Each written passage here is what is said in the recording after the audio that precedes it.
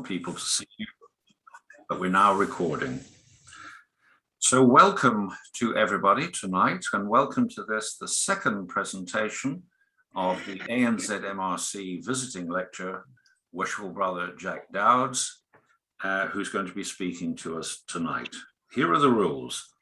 Jack is going to talk to us. He has up to 60 minutes. He hasn't used all of that thus far. And while he is talking, we are all remaining mute.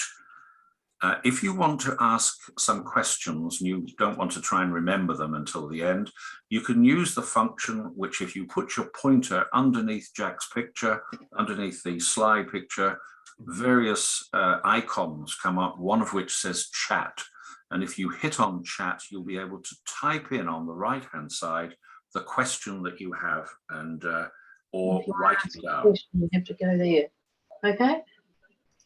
Kelvin, would you mute yourself, please? Kelvin, please mute yourself.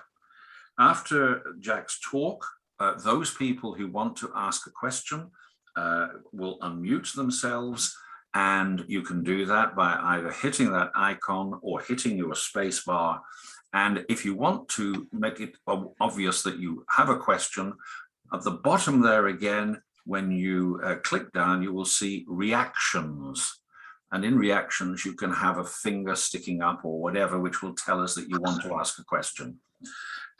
We allow 30 minutes for discussion and for questions, because we like to close this within 1.5 hours, 90 minutes. So if everybody's comfortable, I hope you've got a glass or something just to have a drink while you're listening. Jack, are you ready to start your lecture? Ready to go. Good. George, we are recording. Yep. Everything's ready. So the talk for tonight is actually chapter 2 in Jack's excellent book for his tour, which is called A Ramble Around the Pillars. We'll talk about that a little bit later. And its title is An Irishman, Two Frenchmen, and a Masonic Conspiracy. Who'd have thought it? Jack, the floor is yours. Thank you very much, Mike. And greetings, brethren, and anyone who's possibly not a brethren, but you're very welcome, and I'm very happy to give this lecture this evening. This is a paper which has been brewing with me for quite a long time, actually probably longer than I've been a Freemason. It's about the Duke of Wellington, Napoleon, and someone else that many of you may not have heard of, but one of his marshals, as they called them, Marshal Ney. When I was a boy, I loved to read. It was my big passion in life. And I particularly liked the classics such as Treasure Island, Last of the Mohicans, etc. I also particularly liked Charles Dickens' Tale of Two Cities. And that got me reading about the French Revolution, which will feature a bit here. And it also got me interested in the history of the Duke of Wellington, although I knew he wasn't part directly of the revolution. But it got me interested in that. And then I came across this wonderful story, and bear in mind I was a boy at the time, about a man called Marshal Ney. And it was an absolutely fascinating story. Later in life, I discovered there were Masonic connections. And that's what I'm about to tell you now, because all three of these guys had Masonic connections. What type of connections will be revealed as we go through the paper.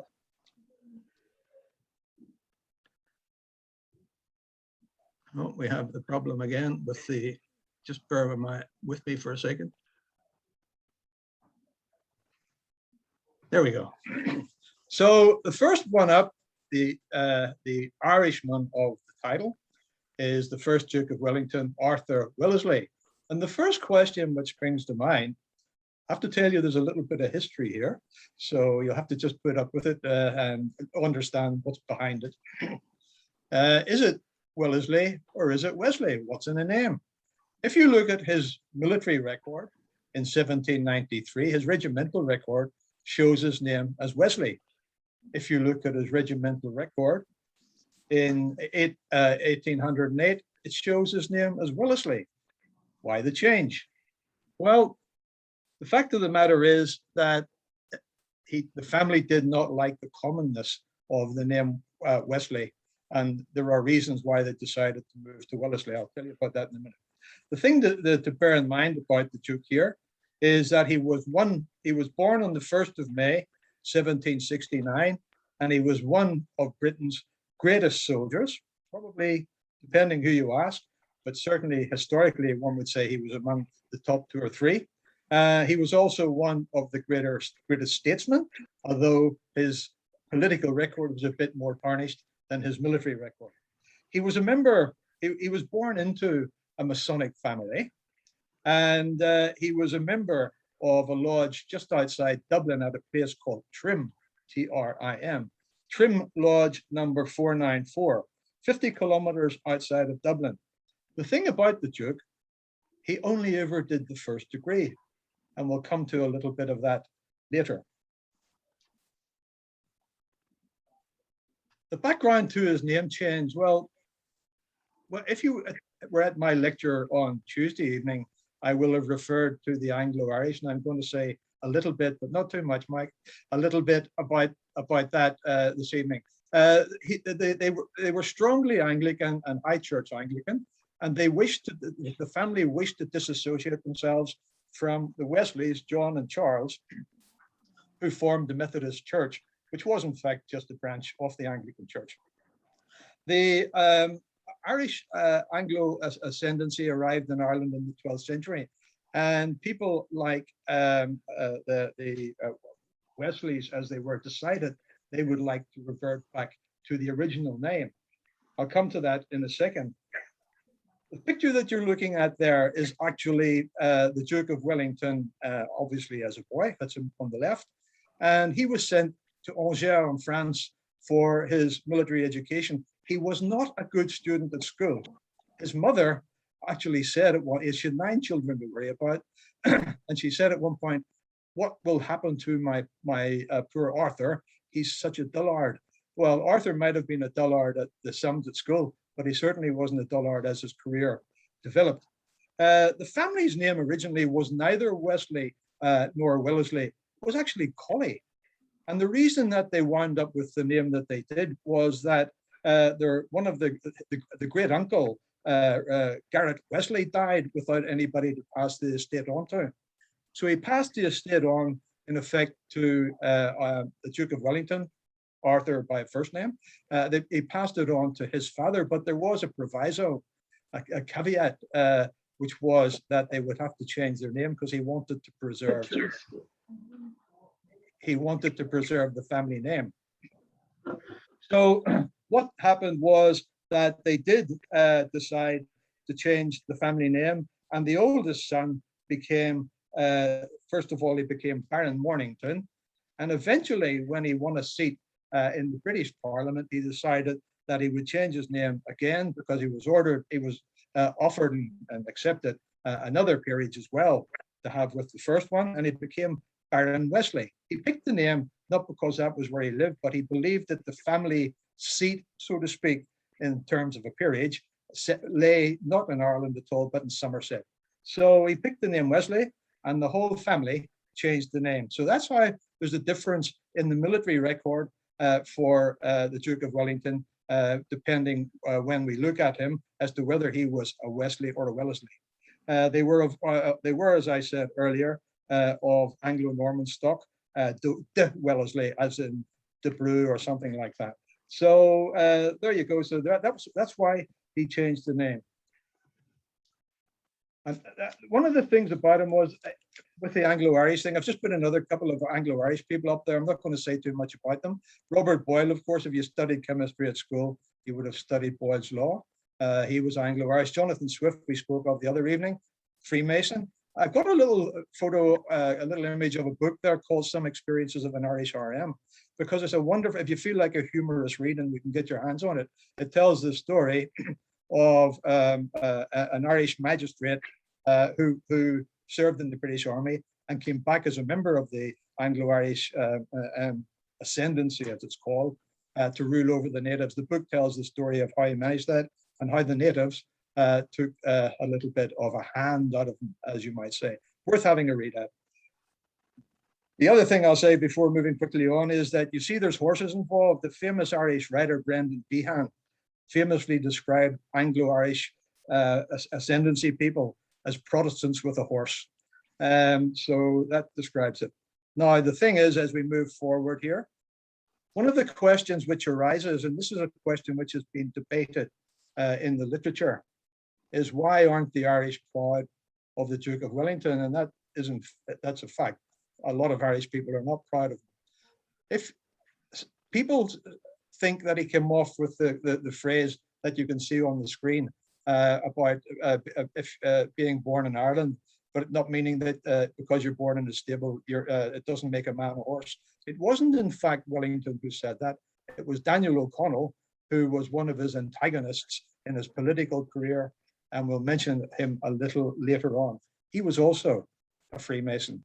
But the reason that it says because you were born in a stable doesn't make you a horse, O'Connell was very well aware that his fellow Freemason, the Duke of Wellington, was not proud to be Irish. He was proud enough of having Irish troops in his army, though. And at Waterloo, for example, his army has treated about 28,000 troops on the field at Waterloo. 8,500 of them were Irish, and 2,000 of those Irish people were either killed or injured during the battle. So Wellington was no friend to the Irish. He did like to have his Irish troops, and in fact, he referred to them as the salt of the earth.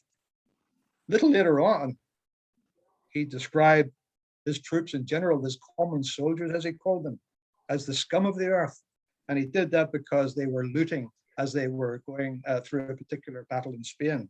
So while the Irish were the salt of the earth at one point, the common soldiers, and I assume it included the Irish at the time, would have been the scum of the earth.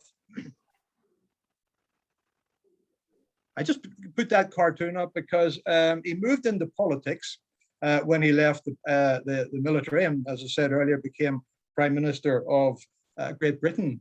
He managed to, when he passed the Catholic Emancipation Act, a lot of people in Britain were very concerned about it.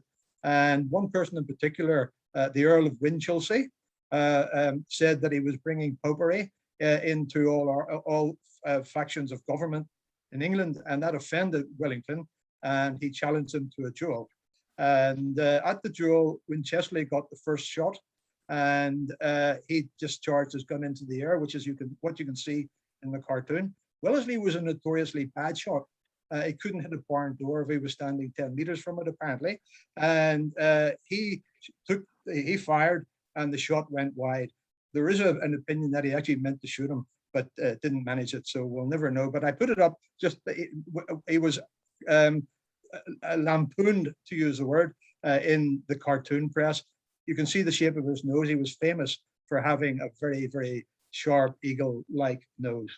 So he moved into politics, and that was an interesting period in his later life. In that later life, when he was a politician, he was very keen to remind people that he was no longer a Freemason, although, of course, once a Freemason, always a Freemason. Okay, so what about his Masonic history then? As I said earlier, the lodge that he joined was the family lodge just outside of Dublin at a place called Trim. And his father and his brother were both masters of that lodge. In fact, they were both eventually Grand Masters of the Grand Lodge of Ireland. Earlier family members were also Masons and parts of his extended family. So he was well steeped in Freemasonry. The last record of him paying dues into his lodge is recorded as being the 8th of December, 1795. He was described there in 1795 in his lodge records as the Honorable Captain Wesley. The Freemasons Quarterly magazine in 1852 was reported to have an article in it where there was a comment by Lord Combermere, and he said, perhaps it's not generally known that the Duke of Wellington was a Mason. He was made, in other words, raised, he was made in Ireland, and often when we were in Spain, where Masonry was actually prohibited, in conversation, he regretted repeatedly how sorry he was that his busy military activities had prevented him from taking a more active part in the dealings of his Masonic lodge. So in those days, he was regretting not having a more contact and more activity with his lodge. So that takes us up to Wellington and Waterloo. The image that you have on the screen, which I think is a rather wonderful image, shows Wellington at the front of his troops, rallying them to start partway through the battle. He's on his favorite horse. His favorite horse was called Copenhagen, in memory, named after another battle that he'd been in. And he always was quite keen to rally the troops and give them support. He was actually, although he didn't particularly like the common herd, because he saw himself, in those days rightly so, as being very far above it, he was very good to his soldiers, and he treated his soldiers particularly well in terms of their welfare while they were in the military.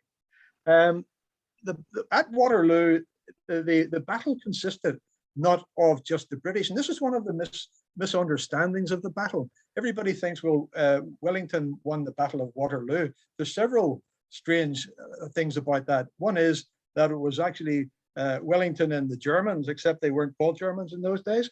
There were people from the Netherlands, from Hanover, from Brunswick, from Nassau, and from Prussia. And they were under the command of General Blücher.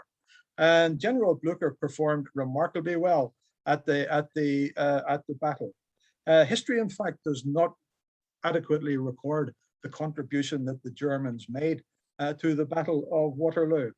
You have to remember, Wellington always would come forward and say that a major contribution was that of the Prussians. You have to remember that England and Germany were not always enemies.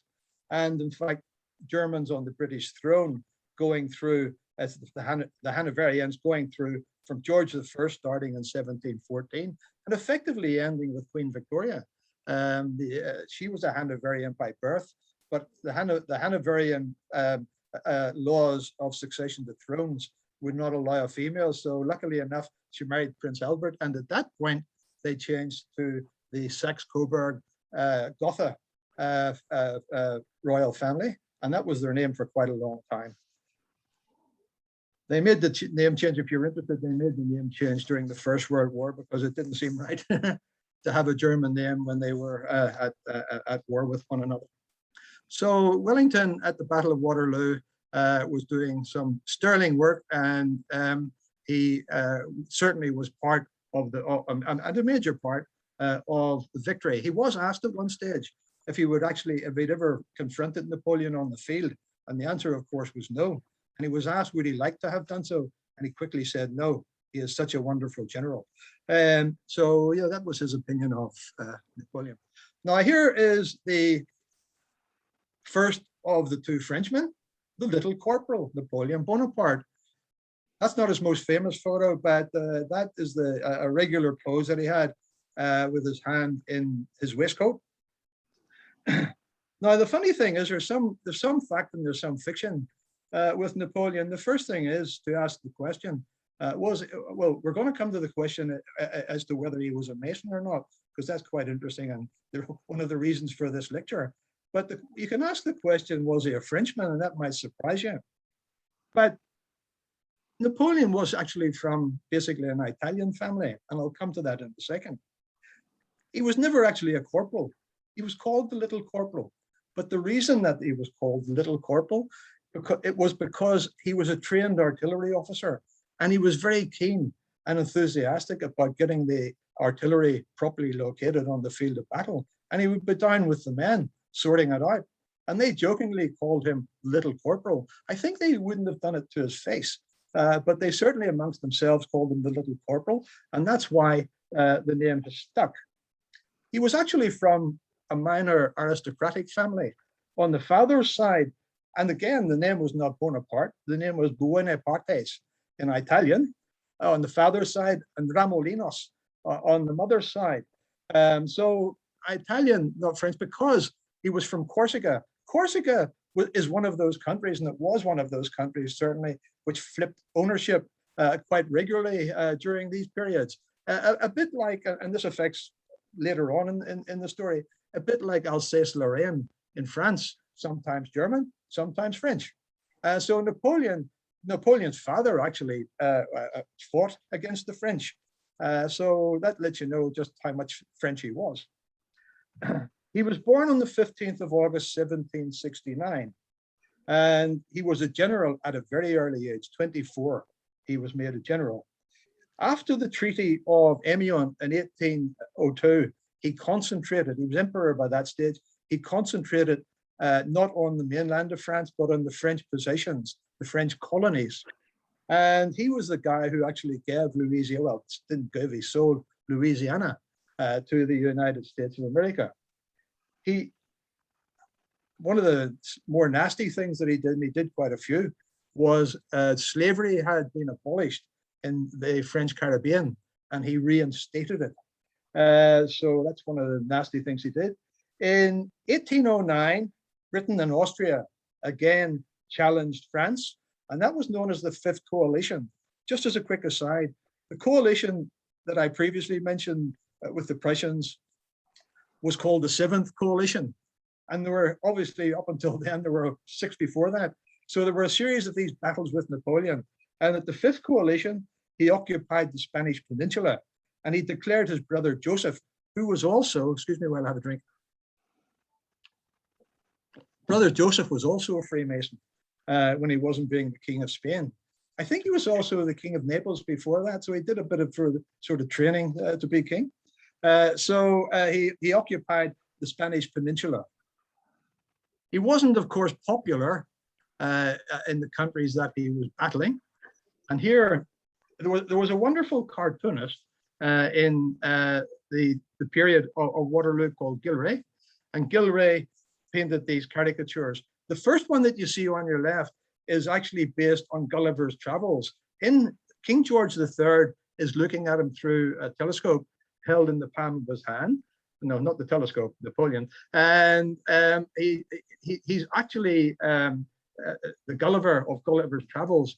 And you'll be aware that Gulliver's Travels had the little people, the Lilliputians, and it also had the Brobdingnags, and that King George is representing a Brobdingnag. So he's looking at the one on the right.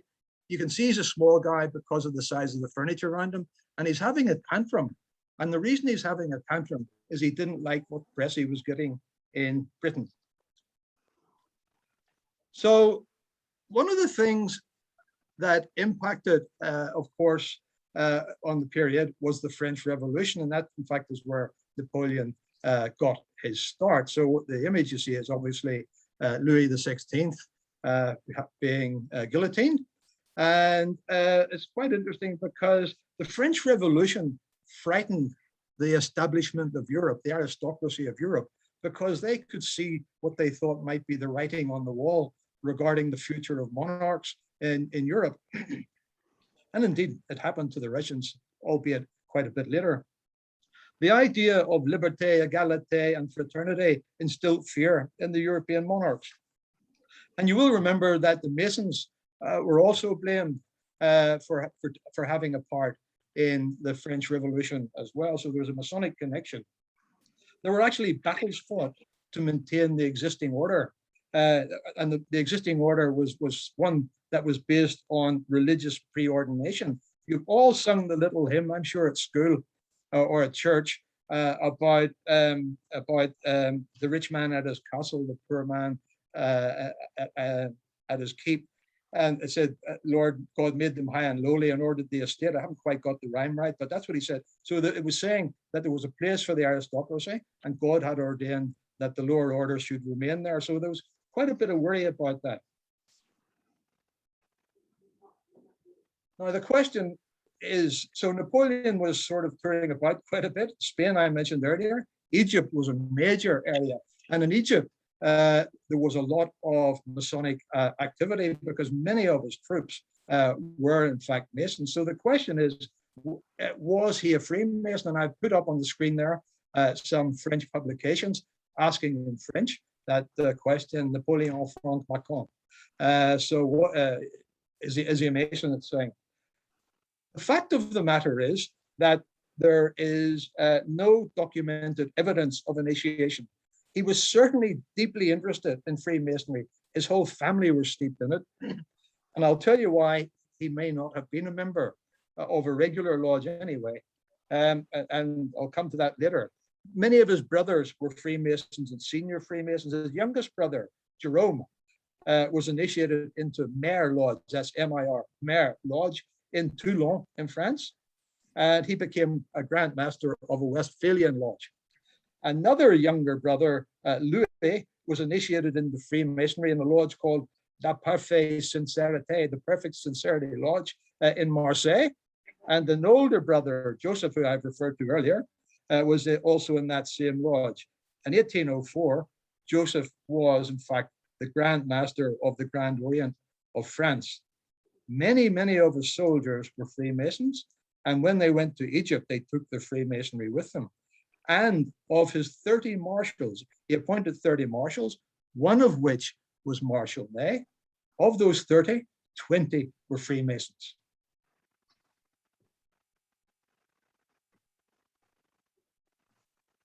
Now, this is Marshal. No, I'll just go back on that a little bit if you don't mind. When they were in Cairo, the French actually established a lodge called Lodge Isis. Those of you who are familiar with Egyptian mythology will understand who Isis was, and I hope that's most of you. And many people believe that Napoleon was initiated into that particular lodge. Others think he was initiated into a lodge called the Philadelphia Lodge, which met in Malta. Now, just as an aside, these lodges, which were established in countries where they were doing battle, were in the form of what is known in the British scene as perambulatory lodges. They were on the move and they were allowed to take the warrants with them. And many Irish lodges took the perambulatory warrants with them while they were on deployment. His empress, when he was on the throne, the Empress Josephine, the famous one of Not Tonight, Josephine, she was initiated into Freemasonry, and she was a member of a lodge of adoption. Now, if you don't know what a lodge of adoption is, come to my lecture on female Freemasons, and you will learn what a lodge of adoption is. She was also a member of a woman's lodge in Strasbourg, where she was, in fact, Grand Master. As emperor, Napoleon stayed very, very interested in Masonic matters. In fact, he had an obelisk erected, one of those long things like Cleopatra's Needle. It's not there anymore, but he had it erected in Paris at the exact spot where King Louis XIV was beheaded. And on that, there was a five-pointed star. He also used the symbol of bees in his personal heraldry. And his flag would have had bees on it, but I don't mean his military flag, but his personal flag. Now, bees were a symbol of Freemasonry, and in British Freemasonry, they were dropped as a symbol in the 1800s, but they remain a symbol in France and elsewhere. And they're seen as being very busy, working in groups and doing things together. And in some places, the analogy is used in terms of the name of the lodge as a beehive. And you will see in some old, even some old British regalia, you will see reference to a beehive. Right, so this is the second of the Frenchmen in the Irishman and two Frenchmen. Marshal Michel, his first name was, Marshal Michel Ney. There's two images there of him. One is the image of the portrait, that's his famous portrait, which will be in the art gallery. The other image is a bit more somber. That's Marshal Ney, not leading the retreat from Moscow, because the disastrous campaign that Napoleon had in Moscow, they had to beat a retreat during winter and they lost thousands of men. Ney, although he was famous for the battles that he fought in, and he fought in many, was most famous not for the battles that he won, but for the way he managed the retreat from Moscow. He was referred to as the last man out of Moscow. So that's him doing a little bit of action. Napoleon was so pleased with him for the action coming out of Moscow that he made him, suppose much to the annoyance of the Russians, Prince of Moscow. In 1814, and this is the year before the Battle of Waterloo, things weren't going so well for Napoleon. And the marshals, 30 of them, wanted his resignation. They wanted him to abdicate. Obviously, he was a man who wasn't well disposed to abdication. And when they were having the meeting, when the marshals were having the meeting to decide to ask him to abdicate, when they all took a step back, Marshal Ney was left standing at the front, and he was the man who had to go and tell Napoleon they wanted him to abdicate. His reply was that the troops will do what their emperor tells them. And Ney then said to Napoleon, the troops will obey their chiefs. So he was making a distinction there. The Battle of Paris followed them, 30th and the 31st of March, 1814, and Napoleon was defeated. And that's when he made his first exile to the island of Elba. Elba, many of you will know, it must have been a bit like going home for him, given that he came from Corsica, because it's an island in the Mediterranean, and it just lies off Turin. And he didn't stay there very long. He managed to escape. He had a little military unit with him. I'm sure people were in on the act, but he managed to escape, apparently with just a few men. And he returned to France on the 1st of March, 1815. And that began the period which is known as the 100 days, because that's how long he was there from start to finish. As he went through France, the soldiers of the king who'd been put back on the throne, King Louis the 18th, don't worry about the 17th, King Louis the 18th, they were out to head him off and do battle with him. But the soldiers loved Napoleon so well that they actually changed sides, and he managed to get back to Paris and become emperor again. It's a wonderful story. I mean, how could it happen? Ney, who had been fighting on behalf then of the King of France, Louis the 18th, he decided to change sides again and serve with Napoleon. Now, I'm going to just mention something about the Battle of Waterloo. There was no Battle of Waterloo. I bet that surprises you. Waterloo, 18th of June, 1815, but the battle wasn't there. I put a part of a map on the screen for you. The battle was actually fought. If you look in almost the dead center of the screen, you can actually see Waterloo. Below it is Braine-l'Alleud, which is about 2 or 3 kilometers away from Waterloo. And that's where the action took place. The French never called it. It's also at a place called Mont Saint-Jean. And Mont Saint-Jean, it sounds grand with a mountain, but it was actually a bit of a hillock. And there was an escarpment. And the battle was actually fought there. The French referred to it as the Battle of Mont Saint-Jean. Probably now they call it Waterloo because we're used to it, but that's what they called it for years. Half of the troops in the battle were Prussian, half of them, and a third were British, and the rest were made up from a motley crew. The troops on the British side were mostly Irish, Scottish, and Welsh. Very few English. Ney's cavalrymen at the beginning of the battle overran the cannons, but they could not break the British square. Now, if you look at this shot here, and I'm getting on to some Masonic stuff, don't worry, in a second, but the British square, that shows you what the British square looked like. It was a formidable thing to be confronted with. There was a failure to break the square, and that actually cost France the battle. As I told you earlier, Wellington's admitted that it was a close-fought battle. Ney was very heavily criticized. Wellington acknowledged the close-fought battle, and Napoleon lost the whole thing on the basis of it, and he was exiled to St. Helena, much further away this time in the South Atlantic. So they weren't taking any chances, and that is the last time we saw anything of Napoleon Bonaparte. This is where the Masonic conspiracy, oh, well, let me just finish it. Ney was charged as a traitor by the king who was now back on the throne. He did a bit of toing and froing, old Louis the 18th. One week he was on it, the next week he was off. He was very angry with Ney, and Ney was court-martialed in a proper court-martial, and much to the king's dismay, he was found innocent. the king decided to have another trial, and Ney was sentenced to be shot by a firing squad. This was not popular amongst either the troops or the populace, and I call it the alleged execution, took place in somewhere called the Luxembourg Gardens, which is just outside of the center of Paris. It took place on the 7th of December, 1815. And it did take place. What you can see there is Marshal Ney lying face down. In the distance, marching away, is the firing squad, and behind them, the officer in command of the firing squad. Look at the picture and study the position of Marshal Ney.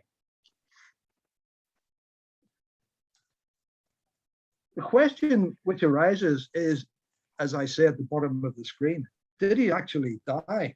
If you were shot, there were 12 muskets in that firing squad. If you were shot by a firing squad of 10 muskets, would you fall forward?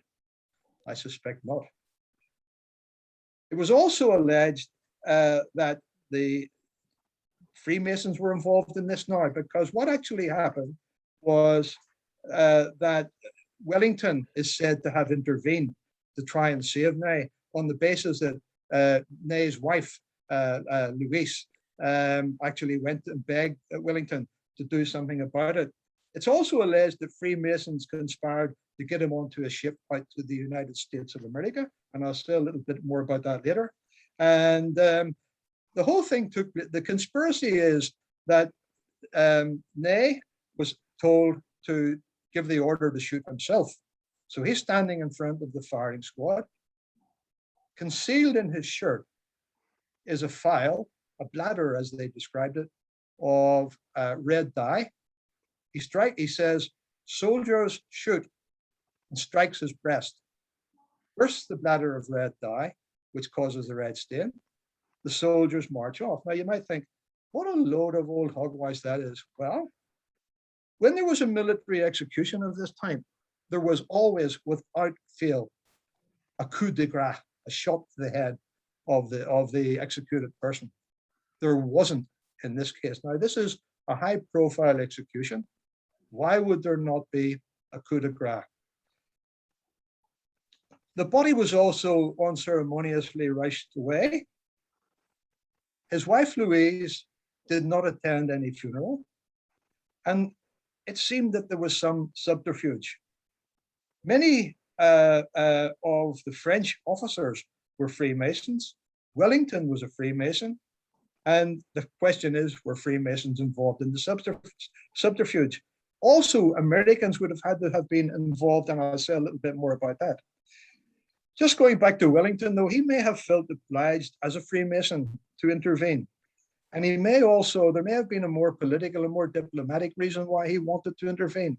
He may have wanted to prevent a riot between ultra-loyalists and ultra-republicans, because the atmosphere in Paris on the day of the execution was absolutely dreadful. It's also possible that he was under pressure from his own wife, who had been approached by Madame Ney to try and get some assistance. That's another picture of the shooting, and that's also, you can see the force there of the volley of shots. It says to the side there, unusual circumstances. I've described the circumstances, but the usual suspects, well, guess who they are?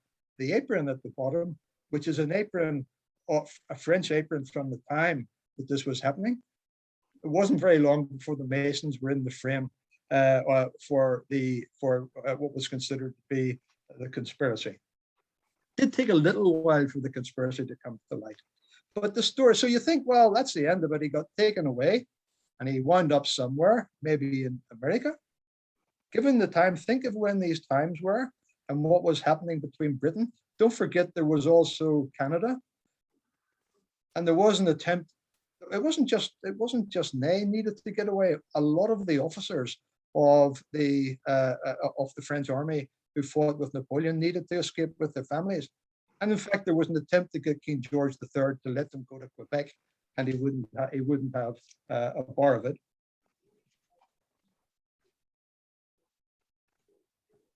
The Americans would have been sympathetic to having Ney because they were very keen. Don't forget, they just had the revolution earlier than the French Revolution. They were quite keen on this, and Wellington might have been under pressure as well, because the Americans, who would have been present in the diplomatic sense in France at the time, and also many of them were Freemasons, would have been pushing to have perhaps some assistance here. I just put up on the screen there quickly, and in passing, some books which you may wish to refer to of authors, and this is just a few, who believe that Ney did in fact survive. Obviously, there are authors of the other ilk as well, and you can research those for yourself. Now, the thing is, in post-war, post the Waterloo, the diplomacy was critical in order to preserve order. Believe it or not, even while Ney was waiting to be executed, Louis XVIII held a very big ball to which Wellington was invited.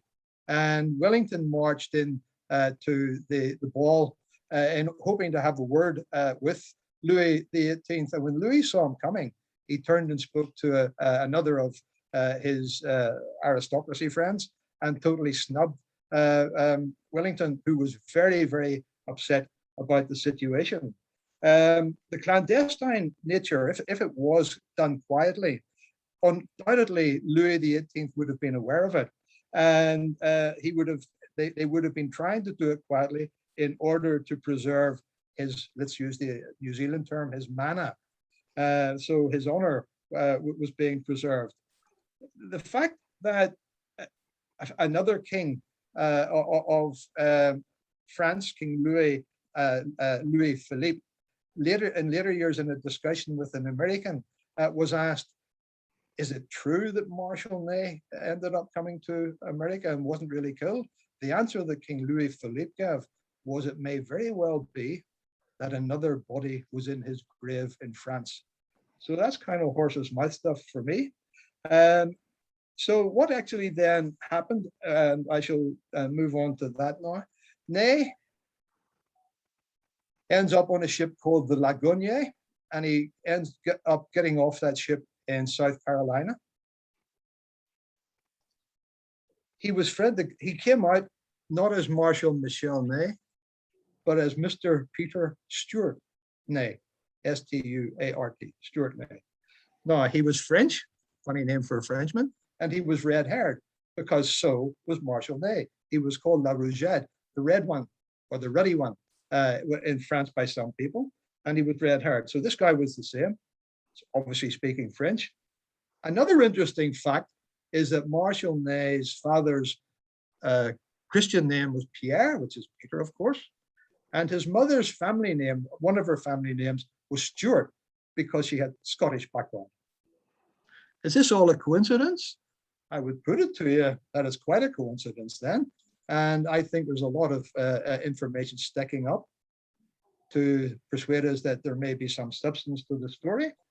Ney, unfortunately, when he arrived in South Carolina, found that there was a French-speaking colony there.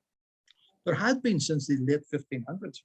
And he was becoming recognized by some French people, some who had already escaped from France, and they were recognizing him. And he moved to North Carolina, where he thought he would be a little safer. And he became a well-respected schoolmaster. He used to parade the kids. It was a boys' school. He used to parade the kids outside in the morning, like an officer parading the troops. And he would give them fencing lessons. In fact, they had a fencing teacher, and the students put him up to having a fencing match with the fencing teacher, who threw the sword down and walked away saying, "You don't need me, you've got a better teacher there." So they encouraged him. He also at one stage liked to go over to the local green, the common, to watch the troops being exercised. And he decided to tell an American officer that if you took a sword, a good quality sword, you should be able to bend it in half, which he proceeded to demonstrate and broke the sword. The officer, being furious at his rather expensive sword being broken, offered to fight Ney. Ney picked up a stick and told him to go and get a sword, and he would fight him with the stick and teach him common manners. So it's quite an interesting bit to the story as well. Now, Benjamin Franklin, he was a Mason. Unfortunately, at this point, he was dead. But believe it or not, even the dead can have an influence. So at the time, one of the leading French politicians who had been involved during the Revolution and then became a great servant for Louis XVIII, but also put eggs in other baskets as well, was Talleyrand. Talleyrand was a bishop in France at one stage, but he abandoned the church during the Revolution. And he was a big supporter of the Bourbon monarchy, and he was a member of a French lodge, a Parisian lodge called the Nine Sisters Lodge, which included many of Napoleon's generals. Talleyrand was also a good friend to the Duke of Wellington. In fact, at one point he was sent after Waterloo. He was dispatched over to England to meet with King George to see if they could get some sort of diplomatic situation stabilized following the fighting. That was the overt reason why he was sent to England. The covert reason was in order to try and persuade King George to allow French officers, etc., as I mentioned earlier, to escape to Quebec. And George, for whatever reason, wasn't having a bar of that. So he had no success with him. And America was the next port of call to try and get some assistance, because Benjamin Franklin was 9 years as an ambassador in France. And in fact, he also was a member of the French lodge, the Nine Sisters. And he was well respected in France, and they treated him very well. And the Americans were grateful for the fact that he was treated very well. And the Americans felt that they owed the French a favor. So although he couldn't get him into Quebec, he did manage to get safe passage for French officers, probably including Marshal Ney. The lodge, which is said to have facilitated all of this in terms of getting Ney out of France and into America, is St. John's Lodge, which is located in Philadelphia. So Ney spent his time as a school teacher, and he was well respected. He had a couple of character flaws. He could be bad-tempered, and that was noted when he was an officer. That's why he got into the thick of the fighting. He could be hot-headed and bad-tempered, but usually he was quite level and pleasant to deal with. But he had another little trait, which I'm sure Kiwis sometimes share, and certainly Irish people do. He tended to drink too much from time to time. He was never offensive when he took a gargle, but he did, when he was in his cups, tell everybody who wanted to hear that he was in fact Marshal Ney of Napoleon's army. This was something which would obviously be a little bit of an issue for people listening to him. Eventually, he dies again, this time for good. Oops, just let me try. He dies again, and on his deathbed, the people surrounding him, one of them says to him, "Look, this story about you being Marshal Ney, is it true?" And he said, "By the holy God, I am Marshal Ney." He said, "I am the Marshal of France." Beziers, that was another officer. Beziers is dead. I'm paraphrasing because I don't have the words here. Paraphrasing, saying, "Beziers is dead. The old order is gone. Now, please let me die." Now, one other thing I want to mention about him is that one day when he was a school teacher, he liked to go to school early and read the newspaper before the boys arrived. And he was reading a newspaper when he suddenly came across an article. And the article was the report that Napoleon had died on St. Helena. He fainted. And at the school, one of the schoolboys coming in to the early morning lesson found him lying on the floor, picked him up, realized he wasn't well, and took him home. As it happened, he was boarding with the student's family, and they got him settled for the day. And he said they asked him what had happened. And he said he needed a rest. So when he went for the rest, he slit his throat. in an attempt to commit suicide. The family caught him, and they sent for a doctor who managed to save his life. He was asked why he had done it, and he said he always harbored the hope that he could return to France, but now that Napoleon was dead, he realized that this was no longer possible. So he did die, and there's his grave. Well, one of his graves in Carolina. You can see that it says Peter Stuart Ney. They spelt the name Stuart incorrectly. It's S-T-U-A-R-T, but that's how they spelt it there. And that little grave, if you ever want to visit it, is in Cleveland in the Third Creek Presbyterian Church in North Carolina. And often someone will stick a little French flag to flutter merrily in the breeze. So that's, if you want to buy into the story, that's his grave. You can also visit that one, which is in the famous cemetery. I just want to push the button to see if some other stuff will come up here. No, it doesn't. So that's his grave in the famous Père Lachaise cemetery in Paris. That's the cemetery not only where Marshall Ney is buried, but where Chopin is buried, Molière, Edith Piaf, Jim Morrison of the Doors, and indeed my old friend Oscar Wilde. It's almost worth being dead to be in such company. But that's where he is there, and some people say that's where he's always been. Others say no, not at all. There's a stand-in in that one, or a lie down, I suppose, in that one, and that's what happened. So we're left here. The conclusion: we're left here with a number of unanswered questions. Did Ney die in the Luxembourg Gardens in Paris? Did Madame Louise Ney plead with Wellington? Did the Duke of Wellington intervene?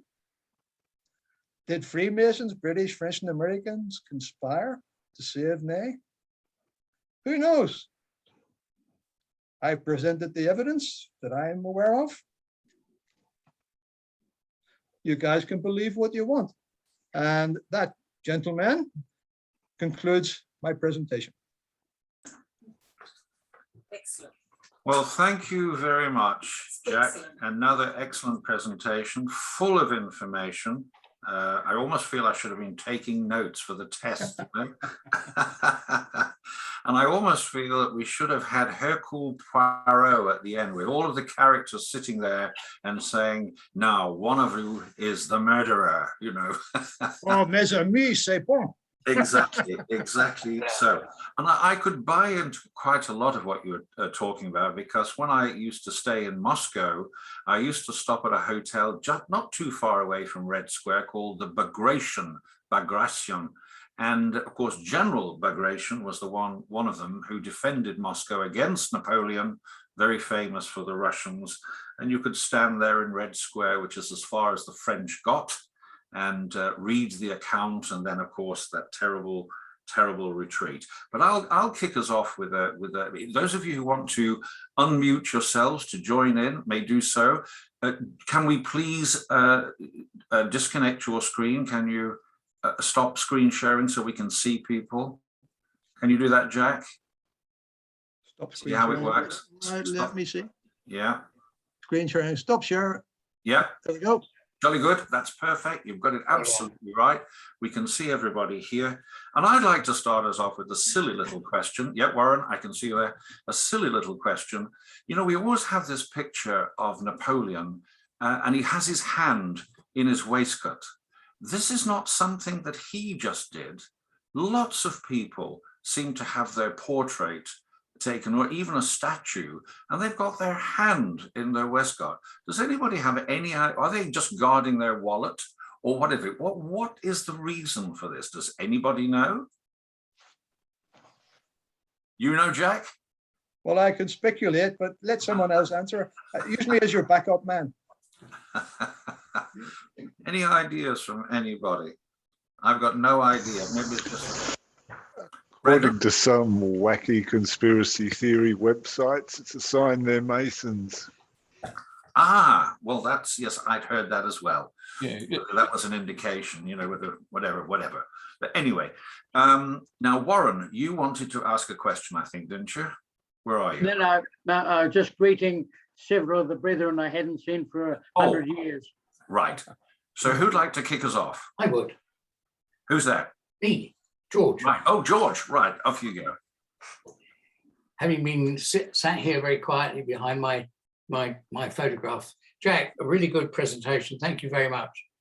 Couple of points I'd like to congratulate you on. First of all is when you mentioned Benjamin Franklin, who died, and there was a difficulty there. It was a wonderful, good sense of humor point. I really enjoyed what you were saying there. Instructively, this presentation has made me realize that the Battle of Waterloo, which is almost English folklore, didn't actually come in Waterloo at all. So that was something of a surprise. Thank you very much for that. The Lodge ISIS you mentioned, ISIS was female. Any Yes, comment? yes, but so were the Nine Sisters. Being female didn't matter in naming the lodge. Oh, so it was a ladies' lodge, was it? No, the Nine Sisters was a male lodge. Also, that's the lodge that Benjamin Franklin belonged to. Right. So any comment on the fact that why they would have called a lodge after a lady in mythology? I have no idea why. Well, I can answer that partly, George, because the French military were very active in Egypt during the Egyptian campaign. The Egyptian campaign had two elements to it.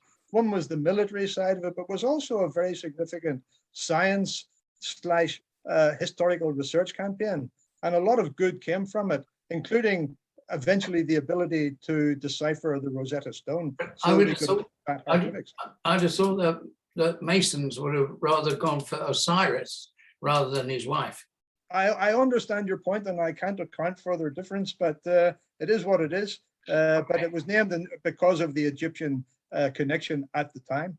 Yeah. Right. Why was Napoleon called a little corporal? Oh, I can answer that. A little I can understand because he was only about my height.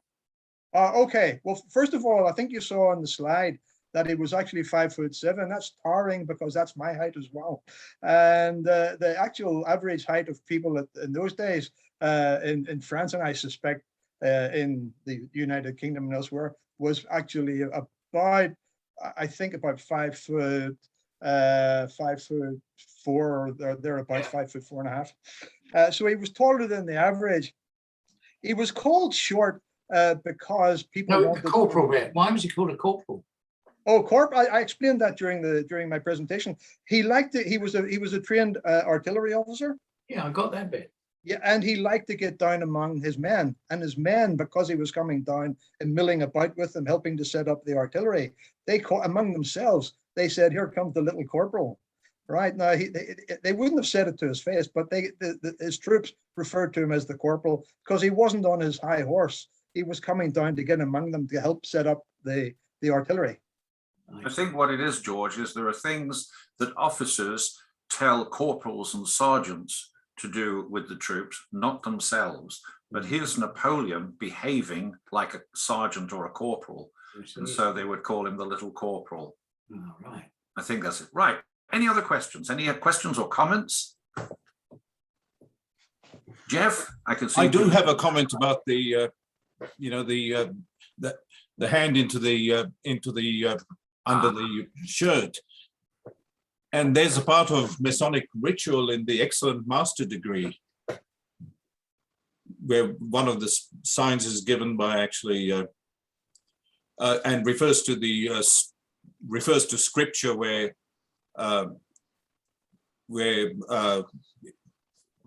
who was it? I think it was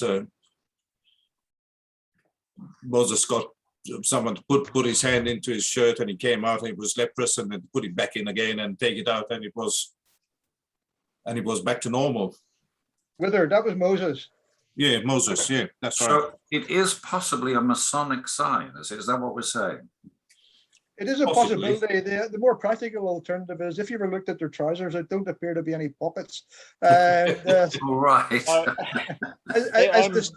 as an opportunity not to have your hands both dangling at your side, it was a convenient spot to put it. I think that's better Jack. From what I see, it's actually was a fashion of the day. I was talking about it with an art historian, and it was. Yeah. It's just like if you look at 17th century portraits of gentlemen in England, they've all got their house in the background, a horse or two running in the field, and them with their family and kids. Yes, of course. The style. Yeah. It may well be a Masonic thing. It's also likely to be fashion. Look, it's dignified. It looks almost sort of, it's powerful to stand. You're not just standing there like a gormless idiot with your two arms down your side. You're taking an assertive position there. Yeah, I think so. Well, let's not ruin a good Masonic conspiracy, though. I would note that another Masonic sign in portraits is the way the fingers are arranged to form an M down the trouser leg or something like that. If you go back and look at a number of old portraits, yes, they're Masons. Could I be devil's advocate on a slightly different matter, Mike, if you don't mind? Because I've demonstrated in the paper that he was surrounded by Freemasons from his childhood. His father, etc., would have been a Freemason. He's been surrounded by them, and the question is, was he a member? I didn't actually answer the question entirely at the end because I wanted to deal with Marshall Ney, but my feeling about Napoleon is he was very likely a Freemason, but perhaps not of a regular order.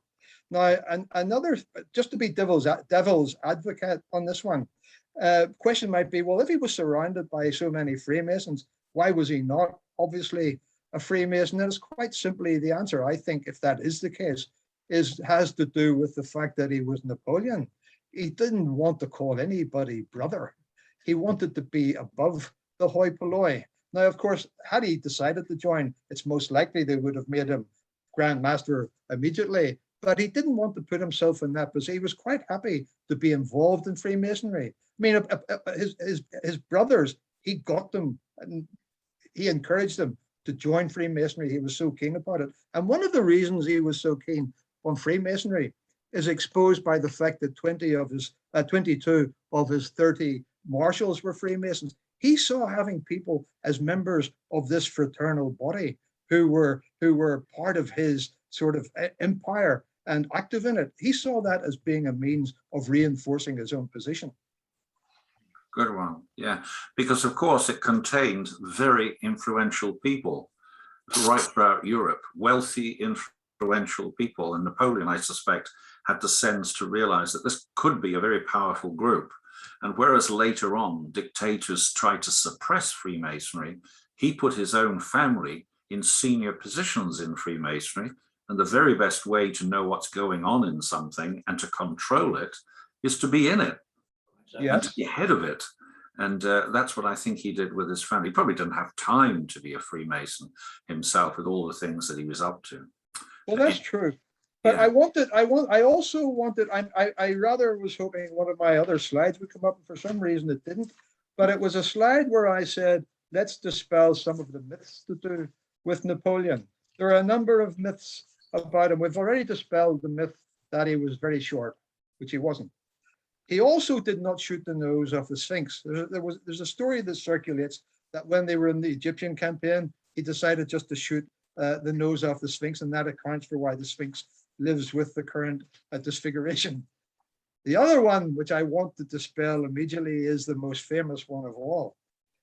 His penis was not severed on death, and it is not currently residing in the home of an American dentist.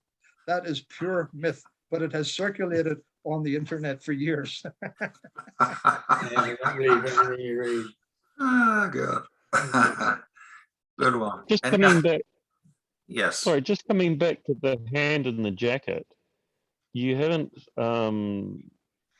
stated what sort of religion any of these people had. So if they had their hand in their pocket, could they have been running their rosary beads? Because they've been what? It's hard to hear. It was breaking up a little. Just say that again, that last words. Sorry, could they have been manipulating their rosary beads, being Catholics? Oh, I see. Right. I have no idea. I think the answer, rather than have them out. I think the answer to that is highly unlikely that was the case. I think following the revolution, it may have been the case, but it wasn't. No. I think it wasn't so much a Can't done be. thing. Yeah. It takes two hands to use a rosary. For those of you who are not Catholic, you may not know that. Okay. Jack, Just wondering. Jack, can I go back to what you're talking about, the Hanoverians and the German influence?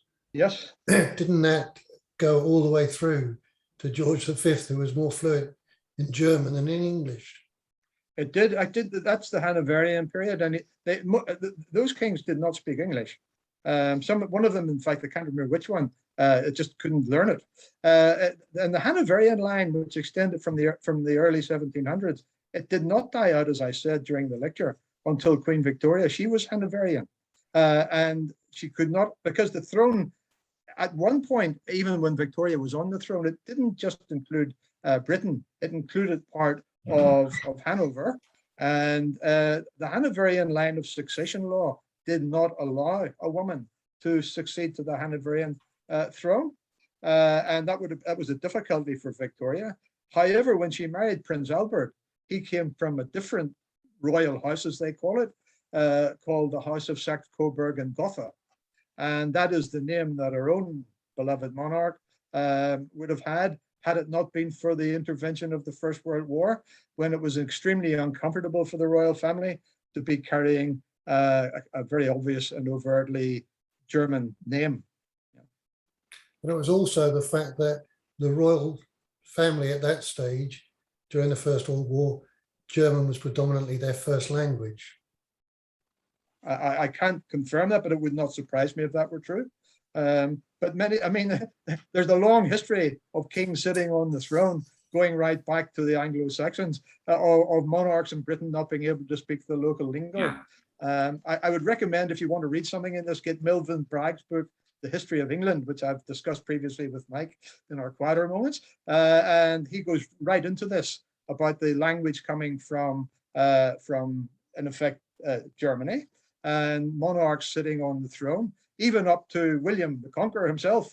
Didn't speak, they spoke Norman French by that stage. So it's not unusual to have monarchs sitting on the British throne speaking a language other than the native patois. Yes, they said that even Victoria had a slight German accent, and they had difficulties with V's and W's. And if you listen to Dickens, for instance, they'll often say very good, not very good, with the German influence. But the real difficulty that Germans have is with the TH. So to say words like Thames would be quite difficult for them. And they, whereas the French would say z rather than the, they would say t, Thames, and someone like that. And it's said that Victoria still had a slight problem with some of those words because of the German influence. Interesting. Yeah. Yeah. Thank goodness that they named themselves, I suppose, after Windsor Castle. Thank goodness it wasn't in Milton Keynes or Stevenage, we'd have the royal family of Milton Keynes, wouldn't we? Well, even going back to our good friend, the Iron Duke, and he wasn't called the Iron Duke, by the way, because he was made of good iron substance and in battle. He was named the Iron Duke as a joke because there was rioting going on at the time. I think it was who were the martyrs who went out, the labor, they had the strike? Oh, puzzle. Yeah, that's probably the one, George. And the Duke of Wellington had to put iron railings up around his house and around his windows. And at that point, he became called the Iron Duke. It's got nothing to do with his military behavior. Much of history is absolutely not what you thought it was, isn't it? It's everything you ever thought you knew, you find out you don't know. Anyway, other comments? Yes, I wonder about the cartoon that you showed of the duel. I wonder whether it was supposed to look like Mr. Punch, whether the Duke of Wellington was supposed to look like Mr. Punch in that. I hadn't thought of that, Jeffrey, but there's an element of truth in that, I think. Yeah. Good man for spotting that. I think, yeah. So the other thing was that I wonder whether we make too much of the Masonic aspects of the French and American revolutions I think that the Freemasons at the time, which is of course where our modern Freemasonry ideas mostly come from, that sort of period, would have been influenced by the Age of Enlightenment and the ideals of the Age of Enlightenment. And I think that that is what influenced the revolutions. It's coincidental that the Masons had the same ideals, I feel, rather than that the Masons actually did these things. Good point. Yeah, but good point. If I could just go back to it, you mentioned that cartoon, and I wanted to say something else, and it went out of my mind, but I'll do it now because it might prove to be useful to you. During the duel, of course, I said that the Earl of Winchelsea discharged into the air, and Wellington himself shot directly, or at least he probably thought it was directly at the Earl and managed to miss. The act that the Earl of Winchelsea did by shooting into the air is known as a deloup. Now, if you're ever in the situation of having to duel, it might be useful to know that it's perfectly acceptable to do a deloup and avoid any further stress. However, I do know there was one instance where Wellington shot a local farm worker who, by mistake, so I think he mistook her for something, and he wasn't wearing his glasses. He blasted her, but I think because he was an ex-prime minister, they gave her like £5 as compensation, and then sent her on her way. Yeah. John and Alan both want to ask questions. You were first, John. Yeah, it's quite funny that Wellington should be involved in a duel when he was one of the advocates that his officers should not have duels. Yes, in fact, he prosecuted several of them for what he called murder from the victor. Yeah. So it's quite interesting that Wellington should have taken up a duel. Yeah. The most regular misconception is the one that I referred to about just because you're born in a stable doesn't make you a horse. Most people ascribe that to Wellington, but the story is entirely different. Now, I mentioned Daniel O'Connell. Some of you may not know, Daniel O'Connell was a very leading politician in Ireland. He sat in both the Irish Parliament, and although he couldn't sit in the British Parliament because he was Catholic at the time, he won the election in County Clare by a landslide victory, and that caused a great deal of fear in the United Kingdom. And Wellington was one of his greatest opponents on the political front. Alan, you wanted to say something, weren't you? You can see that there's a very famous photograph or a painting of the Duke of Wellington in the Carlton Club in St James, which is a Conservative Party club, which he founded when he was Prime Minister in 1828 and 1830. And it's not far from St James Palace and near Master Mason's Lodge, just across the road. It's well worth, if you're ever in London, it's well worth visiting this particular, probably his best known painting of him. Yeah, it's interesting. It's quite interesting that when he was a young man, given that his family was steeped in Freemasonry and very senior Freemasons at that, it's interesting that he was enthusiastic about it. But later on in his political life, expediency, I suppose political expediency, caused him to do a bit of a denial. I couldn't remember the disciple who denied. Was it Peter? Yeah, Peter. He did the denial that he was a member, and it was only a bit later that he came back to being freely willing to admit he had been a Freemason. I just wonder. You talked about he denied his Irishness. He was the MP for Trim, the town of his birth. He was. Yeah. He was. Yes, he was the MP for it. But that doesn't make him any more Irish in his own mind. Most of the Anglo-Irish did not consider themselves to be Irish. Look, even I didn't put this in because I didn't want to blather on about too many irrelevancies in the paper, but even my own family, my grandfather, Andrew Scott, served in both the First and Second World Wars. In the First War, he served in the Royal Irish Rifles, because there was no distinction. In the Second War, because of the partition of Ireland, he served in the Royal Ulster Rifles. Now, he would never have considered himself to be anything other than British. And he wasn't a member of the aristocracy, far from it. But a lot of people are of that view. But the aristocracy in Ireland always considered themselves to be of English stock. And it's quite interesting when Ireland, the 26 counties were set up as an independent country, one of the first things they did was have a little bit of a revenge attack on the English landowners, and many of them were forced out of their fancy homes because of crippling taxes and such like. So it's quite interesting, yeah. But they would have always considered themselves to be English. Yeah.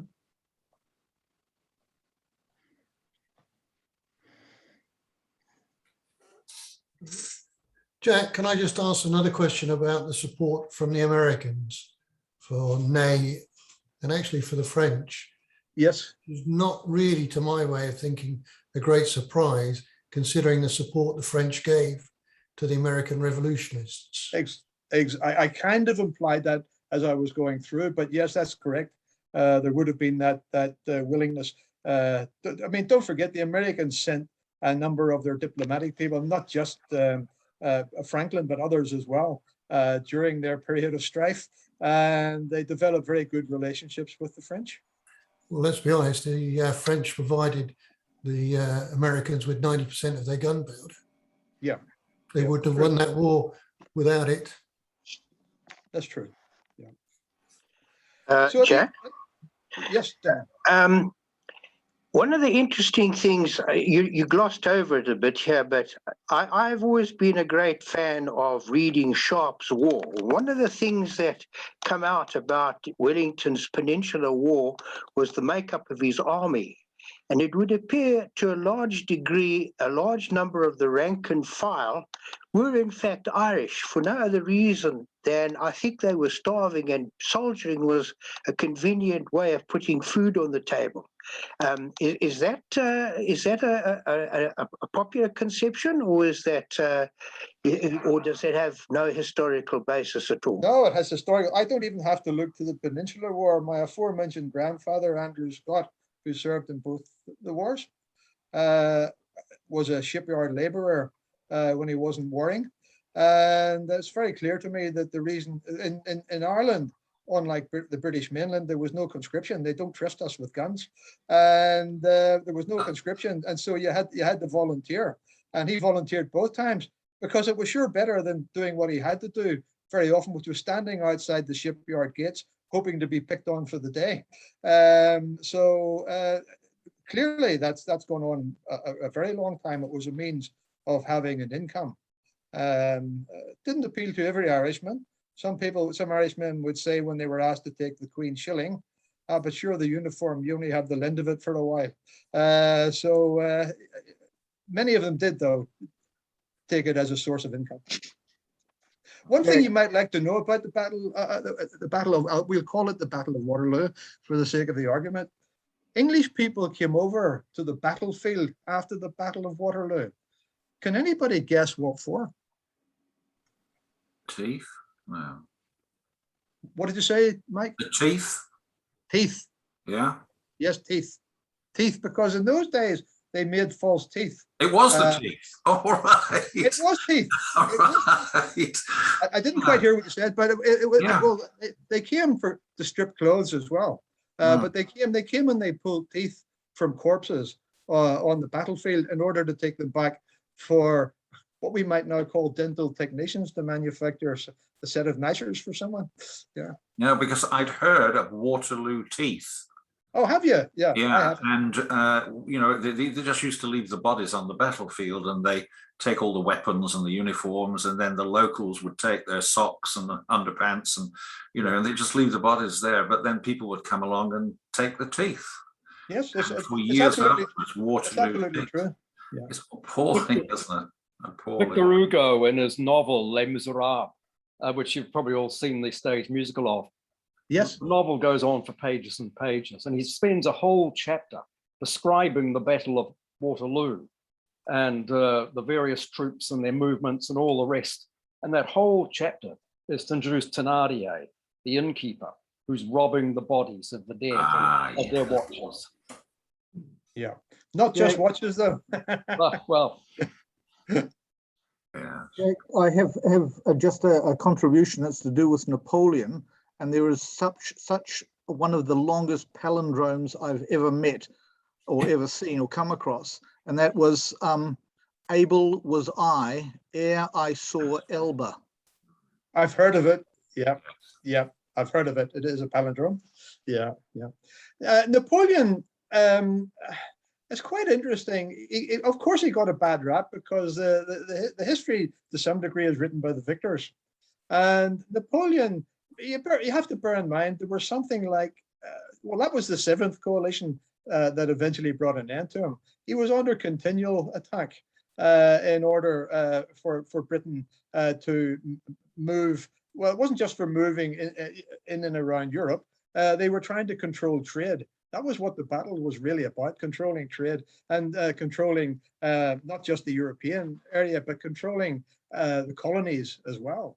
So it was, I mean, it was quite a big thing. And Napoleon was doing, to his, he was a bit of a fool, I think, to declare himself emperor, given that was not really in the tone of the revolution. But he was doing what I think was his best for France. Mm. There was talk, Jack, wasn't there, that he was poisoned while he was in St. Helena. Yes. And others have said, no, it all came from the wallpaper in a damp climate or something. But there was definitely something in him that shouldn't have been there, arsenic or something or whatever, so that they didn't have a repeat of him, you know, coming back again and having whatever. It's very likely. I mean, he died, I think they did an autopsy. That's where him having his penis removed came from, the story. But he died, I believe, from stomach cancer of some sort. Now, what the cause, whether they could diagnose it as cancer specifically, or whether it was just something in the stomach that they put that down to. But it was a stomach problem, and it could well have been caused by poisoning. How old was he when he died? I can't remember, but I don't think he'd hit 60. No. He had severe stomach problems, and I read that during the battle, he had to constantly leave to relieve himself, to go to the toilet. And every time he came back, things had got worse, you know. Well, he also, this is another interesting point. You've raised an interesting point. He also suffered from piles. And because he suffered from piles, he couldn't comfortably sit astride a horse. And that's why he didn't often get on a horse and go trundling down into the troops, because his bum was sore. It's surprising how many famous people in history did suffer from piles and hemorrhoids and constipation. I don't know what it says. But anyway, we've got 5 minutes, and I think it's time. I don't think there's too much more. We can start to wind up, Jack. I don't know if you've got any final thing that you want to say, and then I'll give you a little plug for your book and so on. No, well, to me, I put a fair bit of effort, not just into the book for that chapter, but into producing the PowerPoint presentations. And I very much enjoyed it. The process was sort of a symbiotic one. I was learning as I was going as well, even though I'd read quite a bit about, well, all of them in my earlier youth. And I wasn't joking when I said when I was a boy, I would read with mouth agog, if that's an expression, the great story about Marshall Ney. It's sort of boys' own stuff, isn't it? Is it true? I don't care. I love the story, and I think the evidence is worth considering. Yeah. Well done. Well done. Well, if you enjoyed that story, that was one of 8 stories that Jack has produced in his book, A Ramble Around the Pillars, which will be available for you. Now, what we've hoped is that stocks of these would be sent to the various centres where the research lodges are, and you can avail yourself of them there. If you can't, if there's a problem, if you'll come through to me or to anybody that's emailed you to tell you about these sessions, then that will get back to us. It'll get back to Jack, it'll get back to me, and we'll make sure that a copy is sent to you. We're asking $30 for the book. It's full color, over 200 pages, 8 really good stories, and the print in them is nice and large. So everybody can read, tired old eyes can read it just as well. And we'll make sure that you get one. If those of you that are coming in from overseas, and I know there's quite a few, don't panic, we can get it to you there as well. And apart from that, George, let me just check, is there anything we need to say from the production point of view? Well, the next one will be on Tuesday. Yes. Could you please pass the word for people to be a little bit early rather than a little bit late? Right. Well, that's a good idea. Yes. Next Tuesday, 7 o'clock, same time, same place. Jack will be presenting his chapter 4. He's jumping a chapter, and the presentation will be Freemasons, the female of the species. And he alluded to a little of that tonight in his talk. I think that just about covers everything. Brendan, did you want to say anything about the ANZMRC before we close it down? No, I'm just going to say fabulous presentation, Jack. I've learned a lot this evening and a fabulous story I knew absolutely nothing about. So thank you very much. And I can see from the chat, I'm echoing, I think, most people's here sentiment on that one. So nothing from me. Mike, can you ask Brendan whether or not ANMRC have got a YouTube license? Well, we were checking on that. I'm on to it with him. Yes, well, Don's here. Can we load him to our website, Don? No, we're doing that. No, but we've got a website. Yes, we're getting help from, we're getting professional help. Okay, all right. Well, everybody then, until next Tuesday, 7 o'clock, same time, same place for another exciting presentation from our ANZMRC visiting lecturer, worshipful brother, Dr. Jack Dowds. I will bid you all good night. Sleep tight. Thank you very much, George. Thank you very much. Okay, Kerry, good night, and good night to Paul. See you all. Bye-bye. Thank you.